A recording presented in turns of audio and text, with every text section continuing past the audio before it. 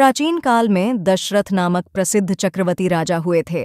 राजा के कार्य से राज्य की प्रजा सुखी जीवन यापन कर रही थी। सर्वत्र सुख और शांति का माहौल था।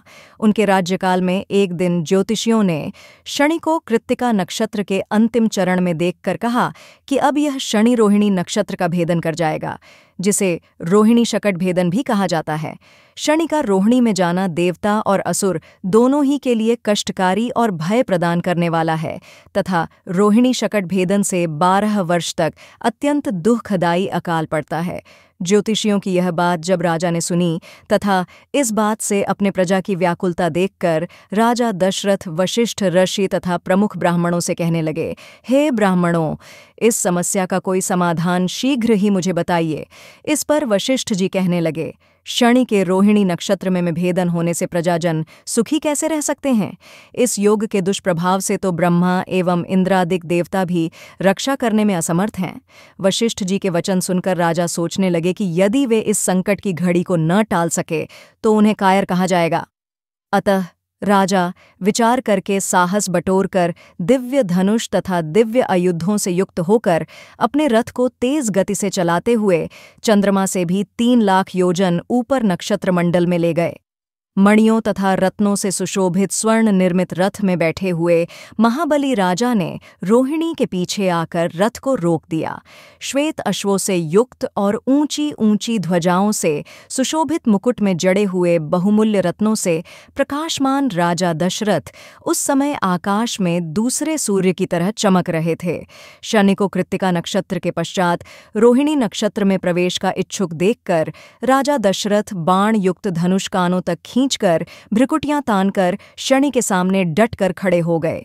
अपने सामने देव असुरों के संहारक अस्त्रों से युक्त दशरथ को खड़ा देखकर शनि थोड़ा डर गए और हंसते हुए राजा से कहने लगे, हे राजेंद्र, तुम्हारे जैसा पुरुषार्थ मैंने किसी में नहीं देखा, क्योंकि देवता, असुर, मनुष्य सिद्ध, विद्याधर और सर्प जाति के जीव मेरे देखने मात्र से ही भयग्रस्त हो जाते हैं।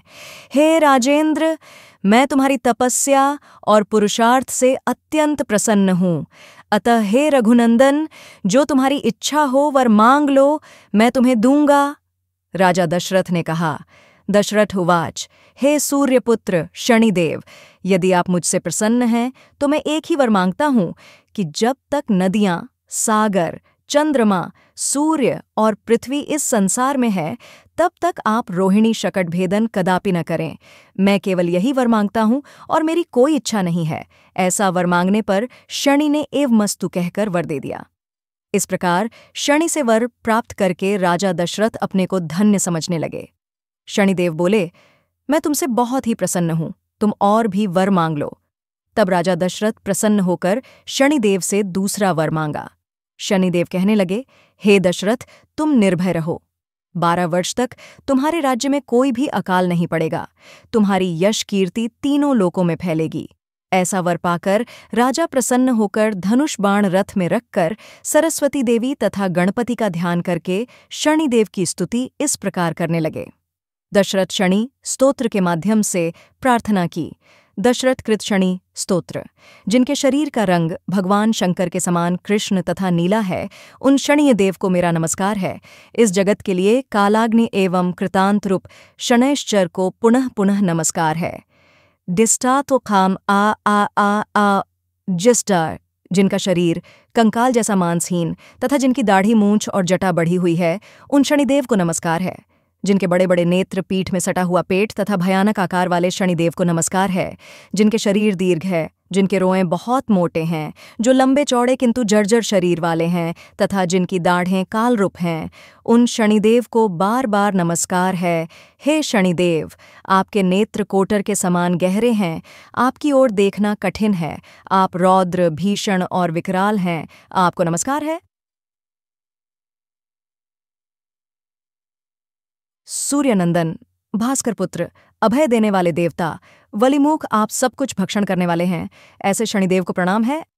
आपकी दृष्टि अधोमुखी है, आप संवर्तक, मंद गति से चलने वाले तथा जिसका प्रतीक तलवार के समान है, ऐसे शनिदेव को पुनः पुनः नमस्कार है। आपने तपस्या से अपनी देह को दग्ध कर लिया है।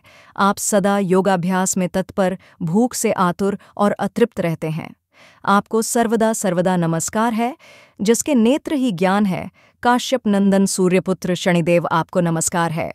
आप संतुष्ट होने पर राज्य दे देते हैं और रुष्ट होने पर उसे तत्क्षण क्षीण लेते हैं। वैसे शनिदेव को नमस्कार। देवता, असुर, मनुष्य, सिद्ध, विद्याधर और नाग, ये सब आपकी दृष्टि पड़ने पर समूल नष्ट हो जाते। ऐसे शनिदेव को प्रणाम। आप मुझ पर प्रसन्न होइए। मैं वर पाने के योग्य हूँ और आपकी शरण में आया हूँ।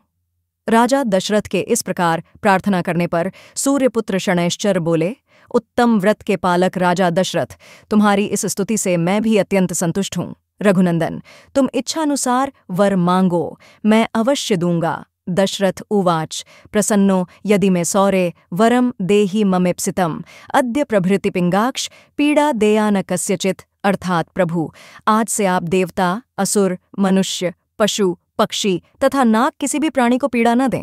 बस यही मेरा प्रिय वर है।